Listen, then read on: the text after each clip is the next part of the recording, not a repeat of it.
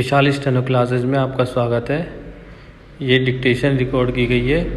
100 शब्द प्रति minute dictation शुरू होती है 3 सेकंड बाद। चुनाव सुधारों की बड़ी बड़ी बातें तो खूब हुई है, लेकिन विजयी उम्मीदवारों के खिलाफ दायर चुनाव याचिकाओं के समय पर निपटारे को लेकर कभी किसी ने चिंता की ही नहीं। स्टॉप लोकसभा से लेकर विधानसभा चुनावों तक में नतीजे आने के बाद ये याचिकाएं दायर होती रही है। स्टॉप आमतौर पर पराजित उम्मीदवार अथवा चुनाव लड़ने से वंचित रहे व्यक्ति अथवा क्षेत्र के मतदाताओं की ओर से दायर ये याचिकाएं चुनाव जीतने वाले के निर्वाचन को चुनौती देती है।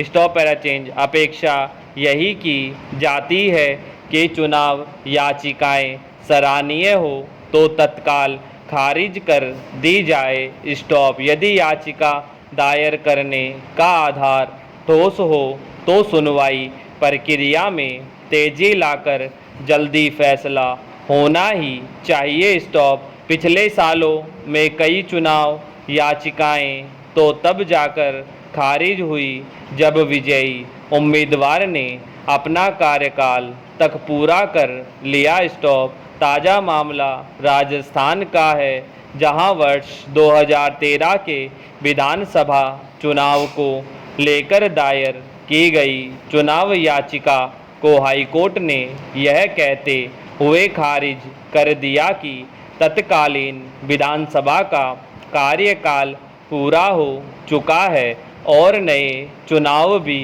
हो गए हैं। स्टॉप ऐसे में फैसला अब प्रभावी नहीं हो सकेगा। स्टॉप याचिकाकर्ता का कहना था कि कांग्रेस पार्टी ने उसे चुनाव चिन्ह आवंटित किया था, पर समान नाम के अन्य व्यक्ति को पार्टी टिकट पर चुनाव लड़ने के मंजूरी देते हुए रिटर्निंग अधिकारी ने उसका नामांकन खारिज कर दिया। स्टॉप याचिका के तथ्य सही थे या गलत, यह अगला मसला है। स्टॉप मसला चुनाव याचिकाओं की सुनवाई में कई कारणों से होने वाली देरी का है।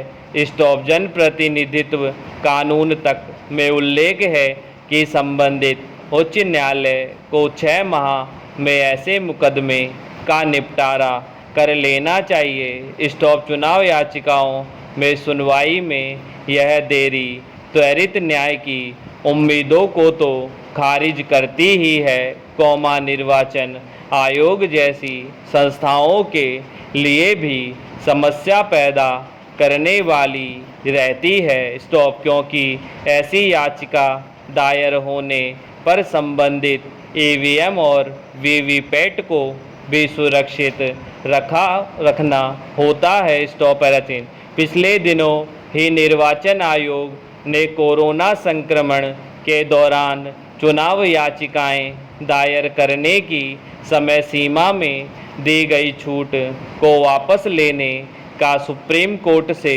अनुरोध भी इसीलिए किया है। स्टॉप हालांकि सुप्रीम कोर्ट पहले भी कह चुका है कि चुनावों को लेकर दायर होने वाले मामले काफ़ी गंभीर होते हैं। स्टॉप उन्हें हल्के में नहीं लिया जाना चाहिए। स्टॉप ऐसे में ज़रूरत चुनाव याचिकाओं की सुनवाई और उन पर फैसले की भी समय सीमा तय करने की है, ताकि चुनाव याचिकाओं के इस वजह से सारहीन होने की नौबत न आए।